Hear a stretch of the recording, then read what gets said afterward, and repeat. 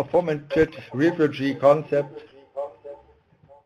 and our guiding principle for migration. Generally speaking, we have been very successful with our approach. There, it is worth presenting this concept, but the beginning of the presentation, I'll give a short overview of the city of Münster.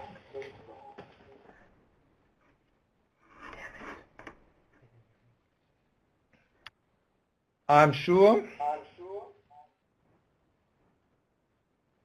a lot of you have heard of this city, which is located in the German state of North Rhine-Westphalia and is the seat of the government district of the same name. Since 1915, Münster has had the official status of an independent city. At this point, I should add that in Germany our idea of a city differs from conceptions in other countries. On a political level, important courts of law and administrative departments of the state of North Rhine-Westphalia are located in Münster, including the Constitutional Court and the Higher Administrative Court. Moreover, Münster represents a service and administrative location. What is also noteworthy is in the fact that about 55,000 students are currently enrolled in the city's several colleges. Accordingly, Münster is among the 10 biggest cities in Germany.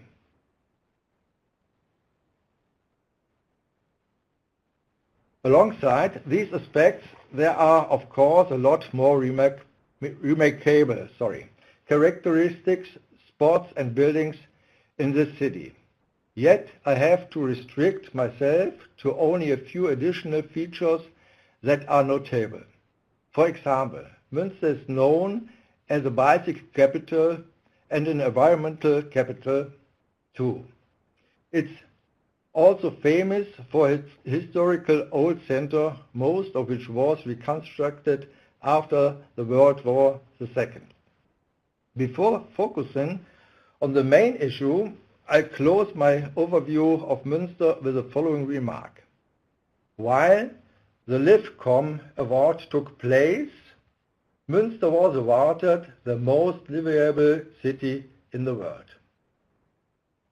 On the basis of these pieces of information, I now turn to the people with a migration background in Münster.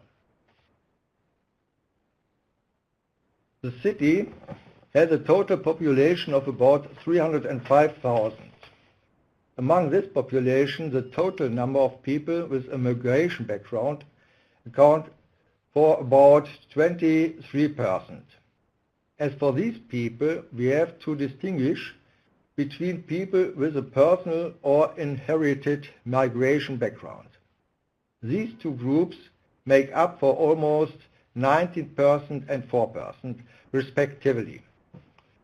Especially since the 1990s, increased numbers of refugees have been moving to Münster and other German cities. Most of these people have fled from wars in their home countries.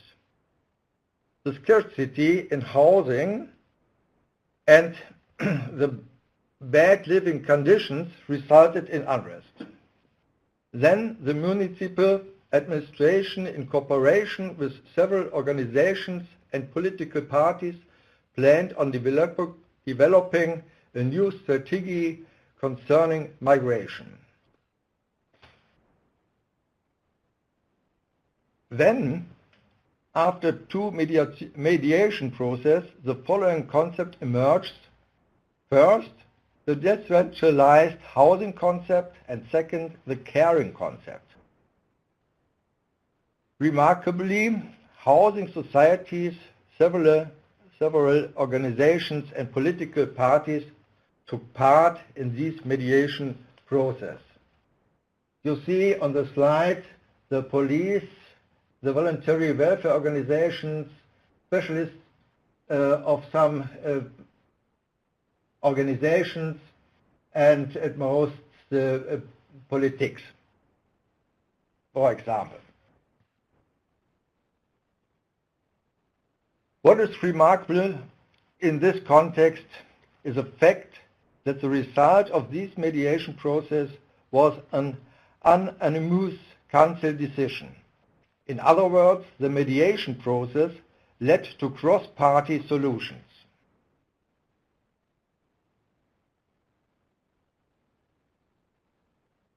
The concept basically follows certain principles or guidelines. For example, accommodation is allocated according to whether the refugees are part of a family or individuals. Furthermore, the new facilities are suitable for 50 persons. With regard to the residential development, the concept takes into account the living environment. Generally speaking, these refugee facilities are designed beautifully, and I will later show you some examples of how these houses look like. Already in 2000-2001, the concept proved successful. Thus, 12 new locations for refugee facilities were agreed upon via council decision. As far as the facilities are concerned, the concept considers the needs of the refugees. Therefore, each of the small and separated housing units provides about 8 persons with a kitchen, as well as a bathroom, a toilet, and an extra toilet of their own. This fosters self-reliance. Now you see photos of volunteers who supervise the children's homework. In every refugee facility, there are 2 rooms for voluntary work.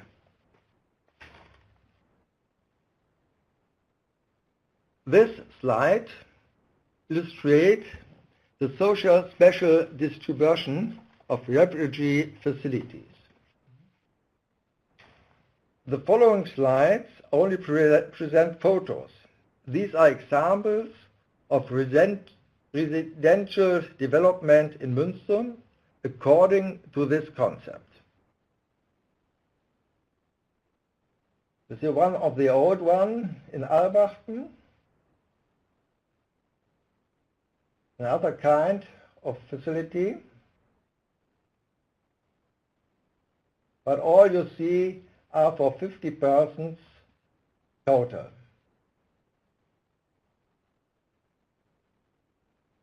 Here, please go one back. Here you see on the left side is a second building, the facility for the refugees. The other buildings for normal people they own this flat.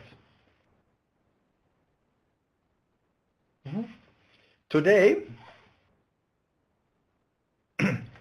all of the 12 locations that we agree upon 2000-2001 are in the process of implementation. However, the increased influx of refugees requires the creation of numerous additional locations.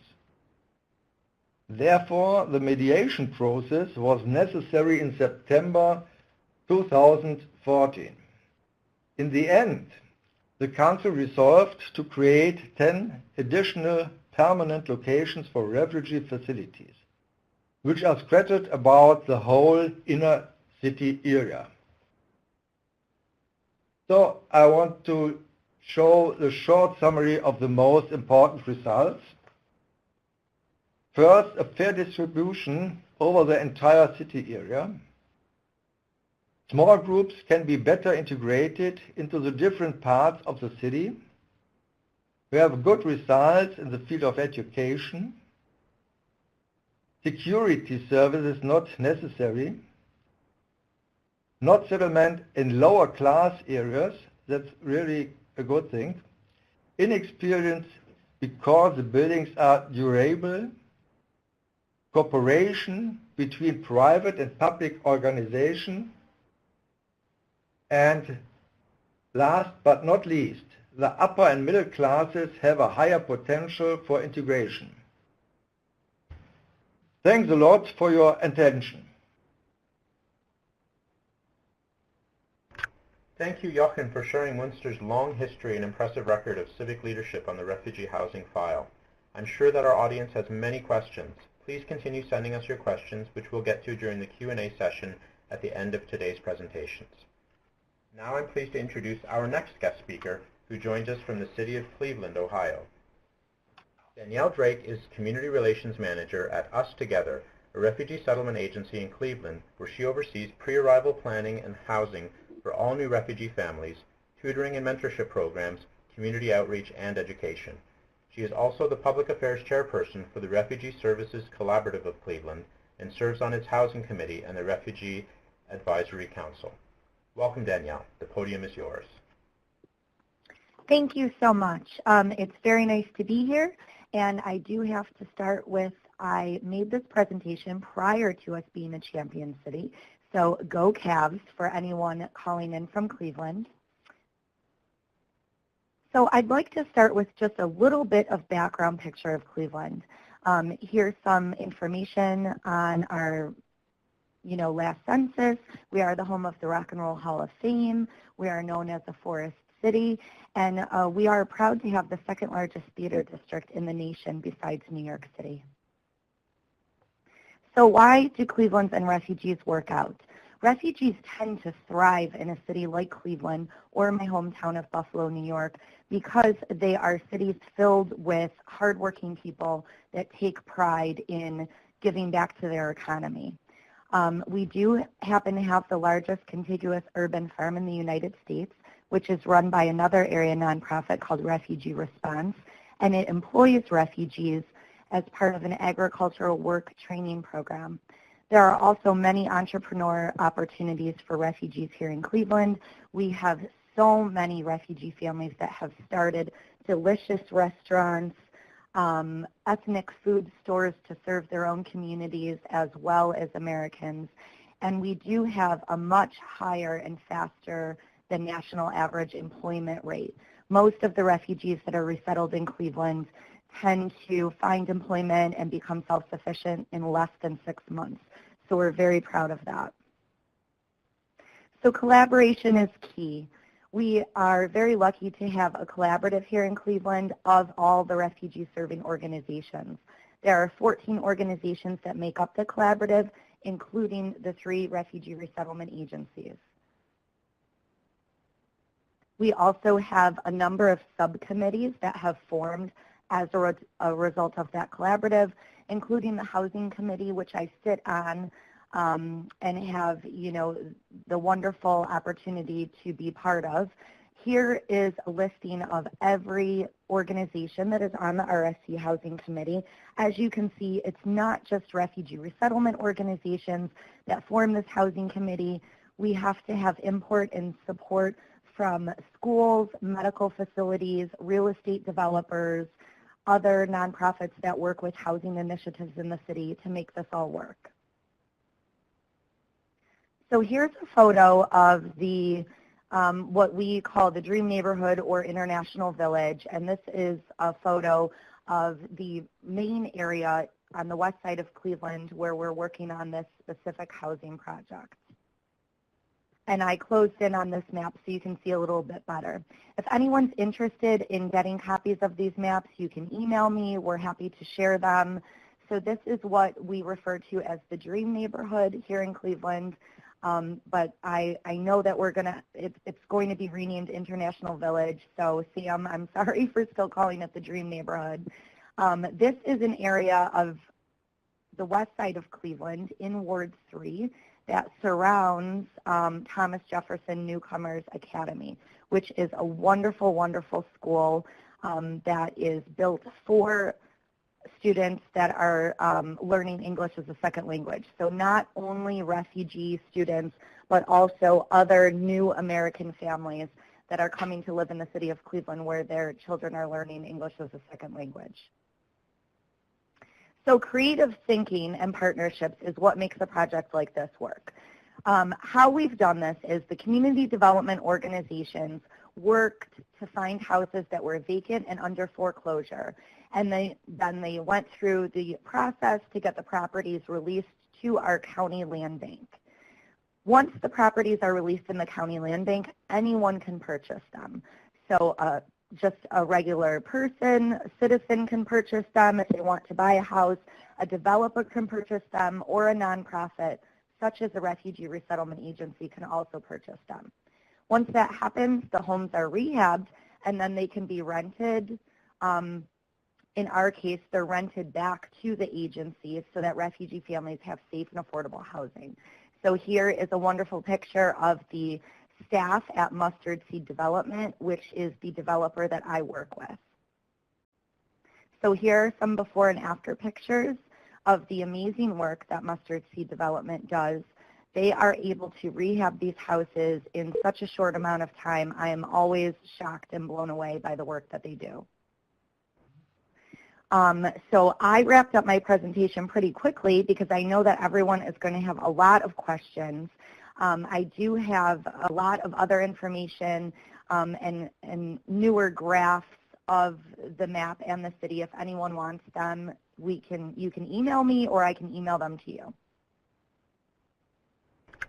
Thank you very much, Danielle, for sharing Cleveland's refugee housing model and its vision of inclusive, welcoming dream neighborhoods across the urban landscape.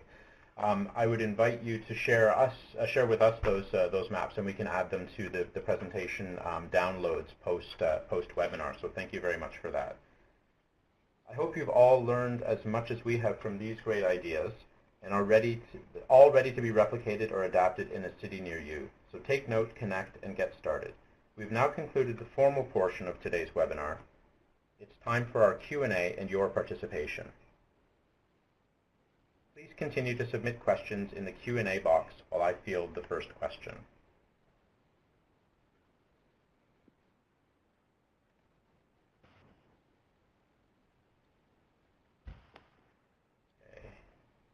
Okay.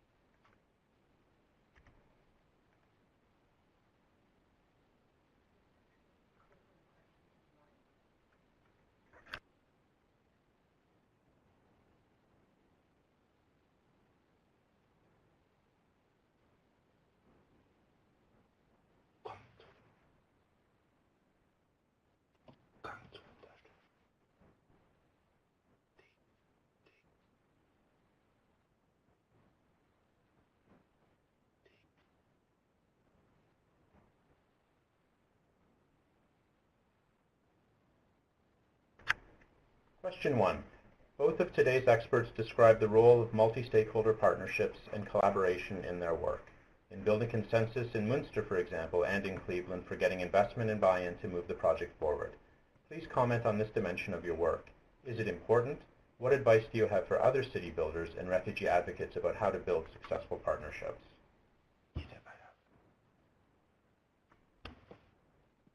Jochen, would you like to start? Do you mean the first question, can refugees access the mortgage loan? This one? Your case in building consensus. So both of you have talked about building multi-stakeholder partnerships and collaboration. In your case. The first question you mean. Okay. I got it. Thank you very much for the question. I want to explain how I see this thing. In this connection, I pursue several goals that are content related and have an economic character. Through active participation, we get joint concepts and follow unanimous decisions in the city council. Since these decisions are taken unanimously, it can be safely assumed that the concept continue to be pursued even after political change. This guarantees content-related stability and also saves financial and administrative expenditures. For example, the concept you see is the concept of 2011 still applies today.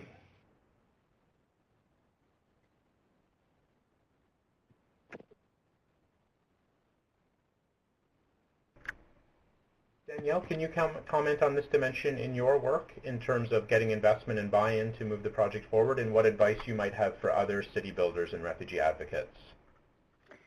Absolutely. So first I'd like to say that this project was kind of, underway, and it was a brainchild of previous Councilman Joe Simperman prior to me actually being on the Refugee Services Collaborative. So he had this vision, he had this idea to kind of rebuild the vacant homes that were surrounding this wonderful gem we have, which is the International School in Ward 3. And then it took a lot of buy-in, so not any one party can do this. He had this great idea, his staff, the city of Cleveland wanted to do it, but you also need the community development organizations on board, you need the land bank on board, and then as developers buy houses, they need people to move into the houses. So if myself and my agency was not willing to work closely to move refugee families into this neighborhood, it probably wouldn't work as well as it is working right now. And I just wanted to say that in the past 2 years alone, Mustard Seed Development has been able to do over 55 rental properties. So that's a lot of properties that they've been able to do in a short amount of time. They are taking houses that were totally hit by the market crash in 2008. These houses are sometimes in ruins and need to be gutted. They need to be abated of lead sometimes, lead-based paint. So there's a lot of work that goes into it. So it's constant conversations and constant support of each other to make this project work. Great, thank you both. A follow-up question is looking at looking at this from a time perspective, and why is it important to develop refugee housing policies that have both short-term and long-term objectives? Danielle, why don't we start with you? Well, I mean, as everyone on this call knows, we are in the midst of the largest refugee crisis in history. So we currently have over 17 million refugees, 52 million forcibly displaced people. So this crisis is not going away. So I think the best thing that everyone can do is, what can we do to help provide safety and dignity to the 2% of refugees that do get resettled somewhere, or people that are going to countries and seeking asylum. Once they are there, what can we do to provide safe and affordable housing for them? Great, thank you. Jochen? Well, given the refugee isn't unauthorized in Germany, the goal should be to ensure that every refugee has a chance of participating in society. Means education, the labor market, and the life in a social environment are fields where the local population can offer guidance to refugees. Short-term measures mainly exist because of the high influx of refugees. Last year, Germany has received about 1 million refugees. This poses a great challenge for which the state was not prepared.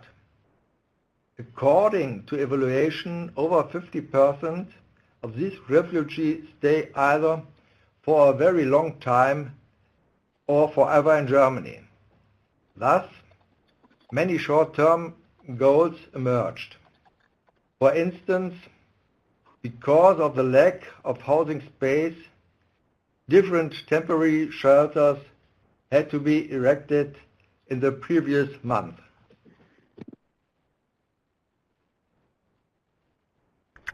Thank you very much, both. I think you're both alluding to what is really a challenging climate around refugee support and services. So in today's challenging political climate, what advice do you each have for making sure projects like yours and like similar projects have public support, the support of local leadership, or both? Jochen, why don't we start with you? Okay, the decision makers must lose the fear of public arguments.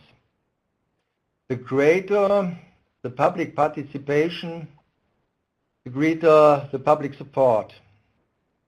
Instead of causing social divisions, the issue regarding refugees serves as a way to unite our society. In this area, we should also apply the basic principle that in a debate, our opponent may be correct.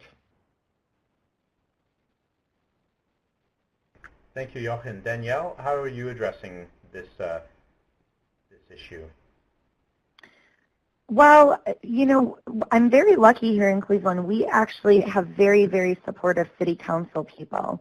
The wards that we're working in right now, which would be the 3 wards that are closest to this International Newcomers Academy, just happen to have council people that understand that it's better to have houses that are full than houses that are empty.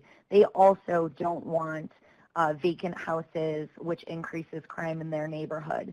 So they were very open to having these discussions and talking about, you know, all ideas of what we can do to renovate and fix up these houses. And by doing that, we're not just helping refugees. So I want to put that out there. I'm sure a lot of people might have questions. Are we holding these houses for refugees? Clearly, we cannot do that. It would be discrimination. We are refixing these houses. We're rehabbing them, and then they're available for anyone to rent. Sometimes I don't have a refugee family that is moving in that has the correct amount of people in composition for a certain house or apartment that Mustard Seed Development has.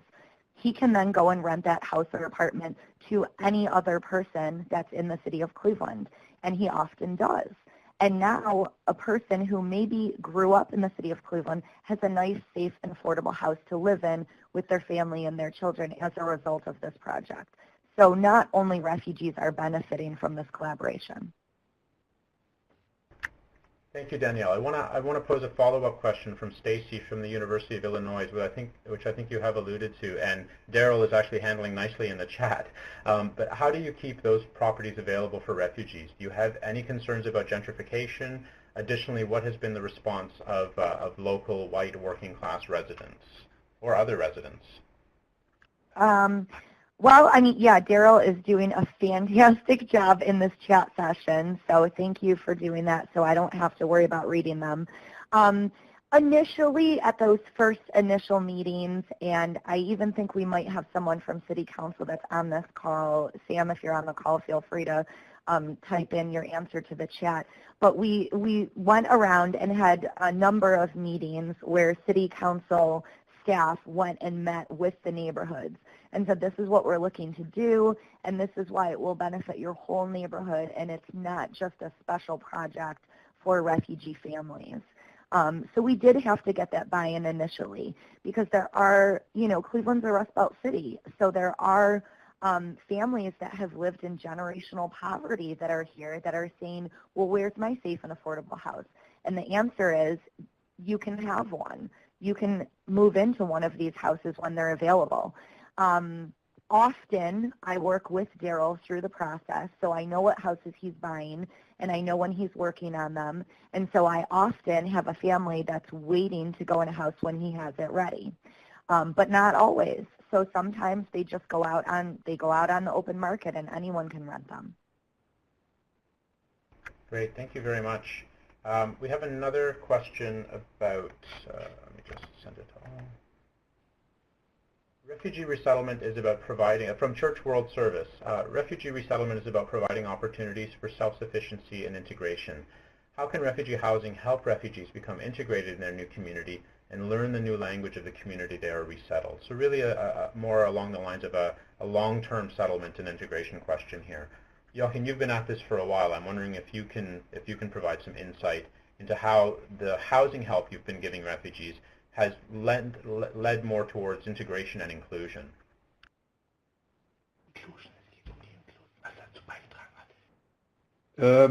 I think we have to know that over the years, Münster society has contributed to the refugee policy in the city.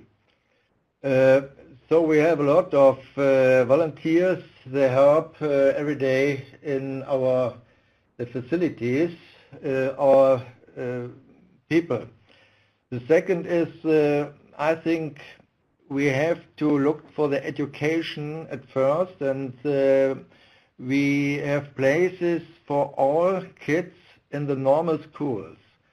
We don't use schools only for the refugees, and we think that is a good way.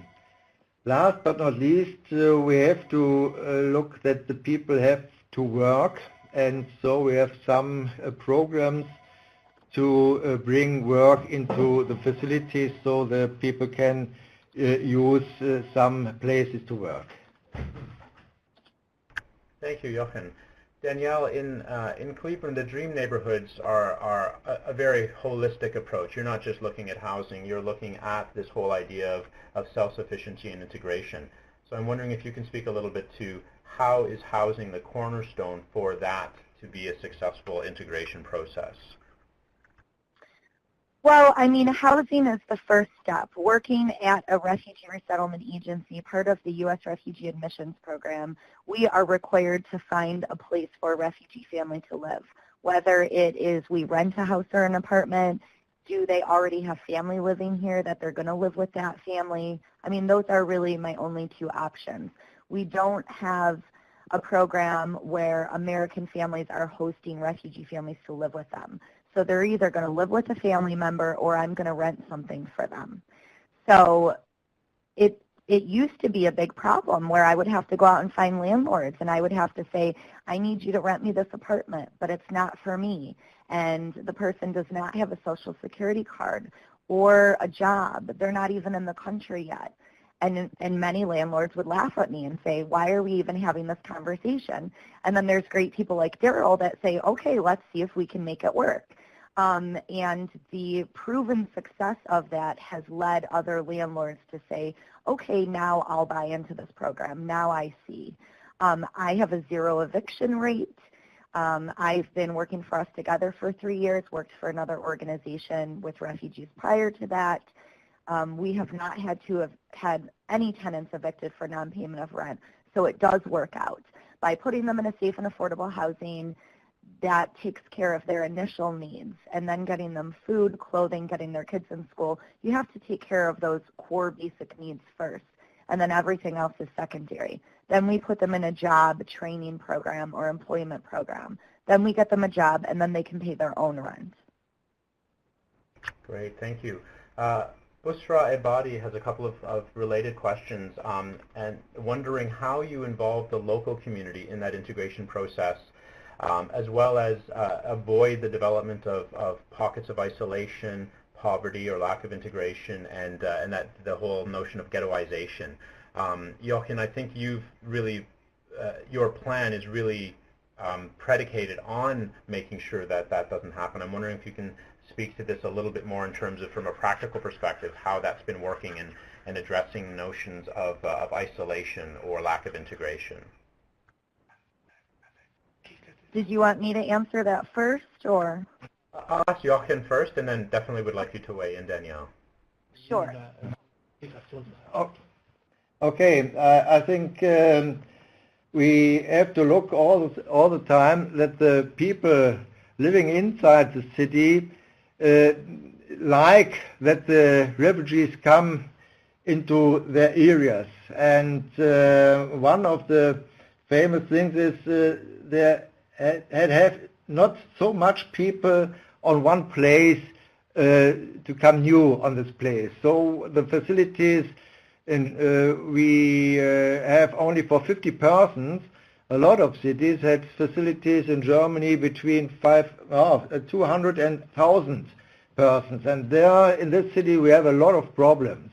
We haven't something like this. And the second is we have to look to the neighbors.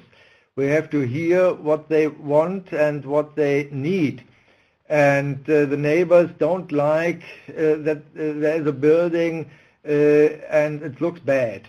They want to live in a good area.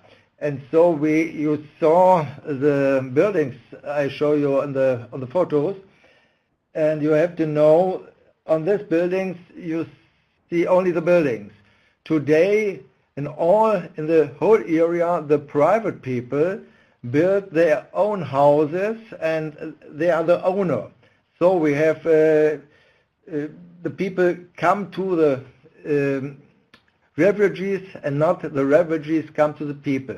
I think this is some things, I think it's a good way because the people don't think about that they lose something in their life. And Jochen, a follow-up before I move the same question over to Danielle. Is your refugee housing model being replicated in other German cities currently? Well, other cities copy some things of the concept, but not the whole concept. A lot of cities now go the way to make their facilities a little bit shorter, and we have the same. We don't speak about it, but the second concept is how we get the people into our social room, and so we have there are a lot concept too. A lot of specialists come to Münster and look how we do this work. Very interesting is that our buildings a lot cheaper than bad buildings, because we go on a long time with these buildings, and hopefully the refugees later are the normal people into these facilities.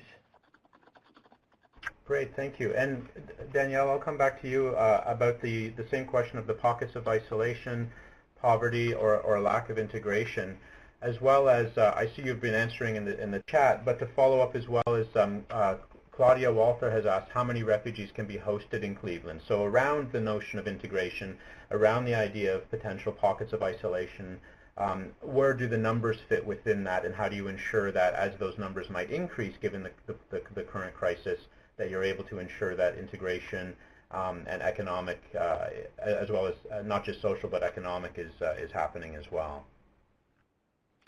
Well, I did answer in the chat. Right now, Cleveland is doing initial resettlement for around 800 people. That number will go up next year. If you count in secondary migration, which is refugees that are resettled in another city initially and then move to Cleveland, we do a little over 1,000. But cities of a similar size are taking in 1,500 to 2,000. So we could definitely do more, and it would be great if we could, because it is an answer to some of these vacant homes. So we're certainly very far away from running out of housing here in Cleveland. But to answer questions about isolation, I mean, it's a tricky subject there. So we do tend to put refugee families in close proximity to other refugee families or immigrant families from the same or a nearby country, so they can have a neighbor that maybe has a similar language as them, whether it's their native language or not. But in addition to that, we also have a mentorship program. All three resettlement agencies have a mentorship program. So we are matching an American family or a family that has lived in America for a very long time with a new refugee family to visit them, show them about their neighborhood, do all of the fun things that unfortunately I don't really have the time or ability to do in my daily job, like taking them to a free outdoor summer concert, taking them to one of our beautiful beaches here in Cleveland, taking them to the library or the art museum or the Rock and Roll Hall of Fame. So we rely on those mentor families. Those are the people that are helping them learn English. We also have tutoring programs through another nonprofit where they can get in-home tutoring for free. So it's a lot of moving parts. So you're putting them somewhere that they feel safe. You're introducing them to another refugee family that's their neighbor. We always do that right away. So they're usually within walking distance of another family. And then we're matching them with an American family or a family that's lived in America a long time so that they can learn English and learn about their new city. Great, thank you, Danielle. A shift to a slightly more practical question from some frontline providers. In Toronto, there's a project called HOME, which stands for Housing Opportunities and Marketplace Exchange, which allows donors, including businesses or individuals, to post available housing, goods, and services to help refugees arriving in Toronto. Najib Alamyar is wondering, or sharing the experience of when they try to advocate for housing for refugees, people criticize HOME for violating the Human Rights Code. And the Church World Service has a similar question. The question is, how would you advise cities who are bound by human rights laws to create policies solely focused on refugee resettlement? And Church World Service has a similar question, is what are the alternatives if landlords and property owners refuse to work with agencies to house new arriving refugees? Danielle, we'll start with you. Well, I would have to learn a little bit more about the specific human rights codes that people are accusing them of violating. But we did have a similar issue in the housing here where we are not allowed to keep and hide, if you will, available housing that is available for rent and hold on to it specifically for refugee families. Only if my agency, you know, us together as an agency, bought a house and owned it, could I hold it for my own clients. So by working with a developer, I'm not able to do that. It does have to be available. Anyone can rent that house, so we don't run into any discrimination issues there. So I would have to know a little bit more about, you know, that human rights code and how it's written to see how you would maybe kind of work around it. Okay, before I come back to Jochen on that, there's a slight follow-up question that's related from Quinton Collins, looking at the question of developers and how can you make sure that these empty houses end up actually being used by refugees? What if a developer puts more money on the table for the property than invests in it to make it fit for wealthier renters?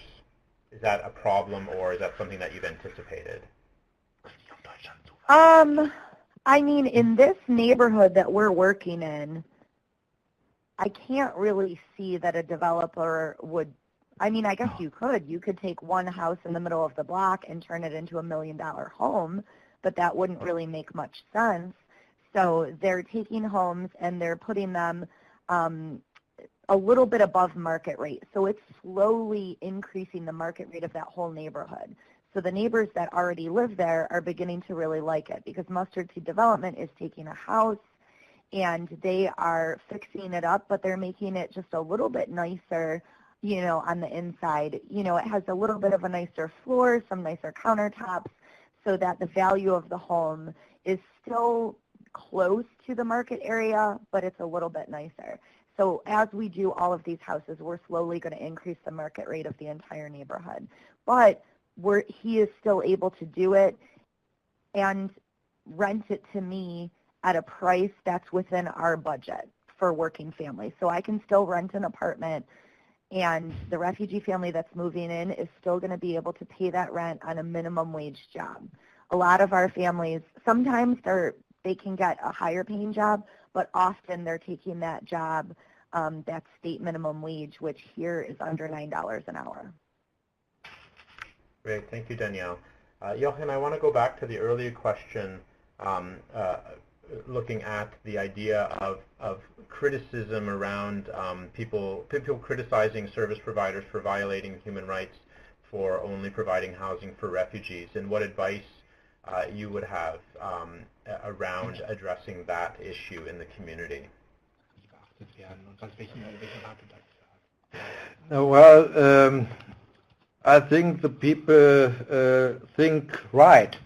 We have a lot of problem with racism in Germany, I think all over the world, but in Germany too. And so all the things we need, organization like Amnesty International or something like this, to look for the rights for the refugees. Especially in Münster, we had I think a really strong city because all the political parties want to have the refugees into this city. So we have a really good place today. And we have in the concept, there is one thing that we sale ground for the private partner, and the private partner had to build the facilities for the refugees. And so all the people know about it, what we do in 1 year, in 2 years, in 3 years, or maybe in 10 years. And so we had not so much problem like other cities.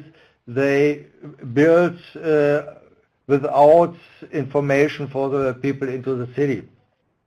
The other way is that we have in Germany a lot of people, they live here from the refugees, they live here and have to leave the land.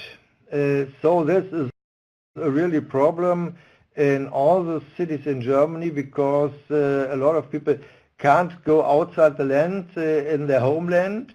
Otherwise, we haven't enough law to have them into the cities. So they live here, but they can't use all the things like education or something like this in 100%. It's not nothing, but it's not so good. I like it. Great, thank you very much. In the chat, Jessica El Sayed is talking about in Columbus struggling with getting landlords to loosen some of their requirements, such as credit and income requirements.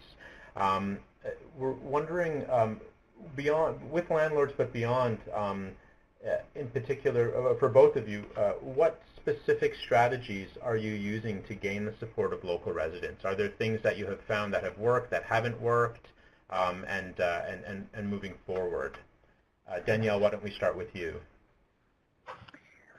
Well, as I said before, we previously did, go through a period of time where myself and people at the other resettlement agencies are going out and they're trying to recruit new landlords. And oftentimes it's a strange conversation, and a new landlord sometimes is not willing to bend. But if it is a small real estate company or it's a single person that just owns a few houses, sometimes they're willing to work with you or take that little bit of a risk if they only own 1 or 2 houses. The problem that we have is working with the larger developers that have multi-unit apartment complexes where they have 100 or 200 apartments in an area of buildings. And previously, sometimes they were renting to the agencies, and now a few of them have found a way to, in my view, get around renting to refugees by asking for income requirements. They know I can't provide that for initial resettlement, so now what we have to do is we have to find somewhere else for a family to live, and then if they really want to move into that specific apartment complex, we explain to them, you're not going to be able to move in there until after you're working, because this complex where your cousin or your aunt lives and you want to live near them, they are not allowing, us. And legally, they're able to get around it because they're not saying, no, we won't rent to refugees, but they are saying we are requiring 3 months of income. So in essence, we're not able to have those relationships. And I don't know that there's a way around that, and I don't know that I'm worried about it. For now, we just have those conversations with the families when they arrive. We know you have family in this particular apartment complex. We were not able to rent you an apartment there, but I was able to find you housing somewhere else, and the landlord is willing to do a month-to-month lease, so you can leave anytime with 30 days notice. Great, thank you. And I see that Daryl from Mustard Seed Development in the chat is talking about working with landlords to get them to understand that they've never had to evict a refugee in 5 years, so focus on the bottom line can sometimes be helpful in that situation. Jochen, similar question. Your entire strategy is about distributing people into the community, so there isn't this sense of overwhelming perhaps local residents. what other specific strategies are you using to gain the support of residents in those communities, in those neighborhoods? Well, the strategy is at first, I think, the democratic participation. So we make a lot of mediation process that we have the whole people, all the people in Münster behind us, and we want to have good information for all the people in the city. If we go, if we look direct to the buildings of facilities, I think one of the famous things is to have small units. We see all the time if we build small units, we have no problems, and we have not so much to pay for these units. I think this is a way in Germany to have a lot of people on my side. I think if I look for the persons today, around 90% in Münster looks like me to these things. Okay, thank you, Jochen. We have time for one more question, and I'm going to end it with a fairly big one for both of you. How do you deal, this comes from Busra Abadi, how do you deal with large refugee influxes and develop the long-term capacities for cities to take in refugees with the realization that this is a problem that will not disappear in the near future? Danielle, why don't we start with where Cleveland is going? Sure. Well, the way the U.S. refugee admissions program works is you know exactly how many refugees each agency is allowed to take in every year. You're only allowed to go 10% over that number. So you have a very concrete idea of how many refugees are coming into each city every year. There's a cap for the whole country, there's a cap for each state, and then there's a cap for the city. So we know every year between the three agencies how many refugees are coming in. There are certain times of year where you get hit, so to speak, one month where we might, be resettling 20 families, and some of the families have 8 to 10 people in 1 month, and then you have another month where, you're only resettling 4 or 5. So there are influxes throughout the year. But we still have that concrete number. So we're able to plan for that, and I'm able to know, okay, I have this many families arriving, next month or in the next few weeks. And we really don't get a lot of notice. I mean, sometimes it's as little as 5 to 6 days notice of arrival. So I'm always talking to my landlords. I talk to Daryl Anderson every single day, multiple times a day. I have other landlords that I talk to at least once or twice a week. I want to know, what do you have working? What are you working on? In how many days is this 2-bedroom going to be ready? So I'm constantly looking at what's going to be available in the next few days and the next few weeks. The U.S. admissions program, you don't get a lot of resettlement money, so we don't have the luxury of putting someone in a hotel part-time. I have in the past had to ask another family to host a family for a night or two because their apartment wasn't ready. So that does happen. Sometimes we're scrambling, and sometimes Mustard Seed Development is literally putting up drywall and painting, and we're picking them up at the airport, and they're moving into the home 2 hours later. I mean, we've cut it very close. Thank you, Danielle. Jochen, the Münster model is really predicated on being prepared to develop the capacity to take in refugees, and you've been doing this for 15 years. You've experienced fairly unprecedented numbers of refugees recently for Germany. So I'm wondering how your model is working under these conditions, realizing that this problem is not going to disappear. How well set up is Münster to deal with and have the capacity to take in refugees under the model that you're working with right now? Well, we deviated in this way in Münster too. We have a lot of refugees today. So we have around 70 facilities at all, and not all the facilities are directly for 50 persons. But I think we have to have the goal that in the end of this process we have small facilities again. That's the way to become a lot of people inside the city. So today, only in this place, I have 2,000 volunteers. They help us every day because they know that at the end of the part and at the end of this concept, we have normal houses and normal facilities for these people. Now in Germany, we have a lot of people in our land, so we start with a really mass facility. This facility in the cities between 600 and 1,500 persons or places. So in Münster, we have one of this for 800 persons. This not from the city of Münster, it is from the land of North Rhine-Westphalia. It's a special thing that at first the government had to look for the passports, for the health, for the education and something like this.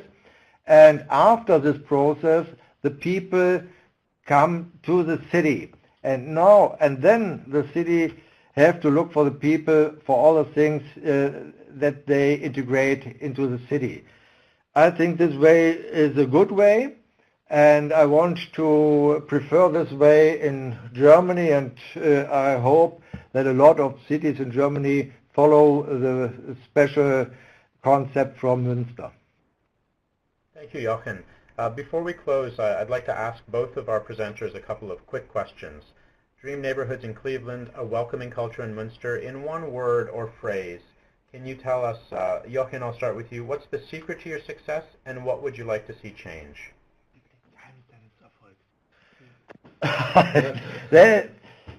If there is a secret, I think it's participation all the time and never do things alone. And what would you like to see change?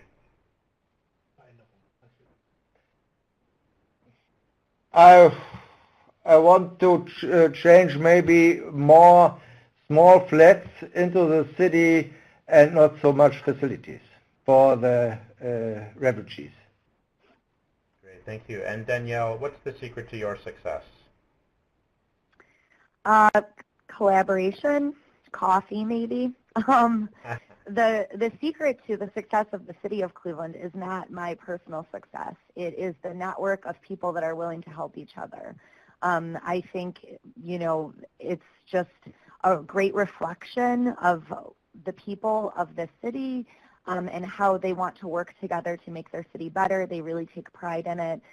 There are a lot of people involved. There's no way we could do this work without buy-in from city council and the mayor and the housing committee, where we all come together and talk about these issues, as well as the developers. Great. And is there anything you would like to see change? I would like to see more refugees come to Cleveland. So I would like to see that number consistently go up every year. And I think it's great for our city, and it diversifies our city. And I think Cleveland is just a great welcoming place for people from all over the world. Thank you. I think that's a great way to end. Our time has run out. Thank you all for your questions. We will send all unanswered questions to our presenter. And on behalf of our audience today and the Cities of Migration team here at the Global Diversity Exchange, I want to a heartfelt thank you to Jochen Köhnke, City Councillor for Migration and Intercultural Affairs in Münster, Germany, and Danielle Drake, Community Relations Manager, Us Together from Cleveland, United States, for a brilliant exchange of ideas. To our audiences in Cleveland and Münster and in cities of migration everywhere, imagine this excellent work being interpreted in your city, adapted by your organization, or changing your neighborhood. We'd like to hear your stories and share more good practice, so stay connected. Today's webinar is brought to you by Cities of Migration at the Global Diversity Exchange, where local meets global and puts great ideas to work in cities like yours. This webinar recording and downloadable resources will be available on the Cities of Migration site at www.citiesofmigration.ca. Please bookmark the page and share it with your colleagues and networks. We value your feedback on today's session as well as your ideas for upcoming webinars in the Learning Exchange. So please complete our online evaluation by clicking on the link on your screen or in your email.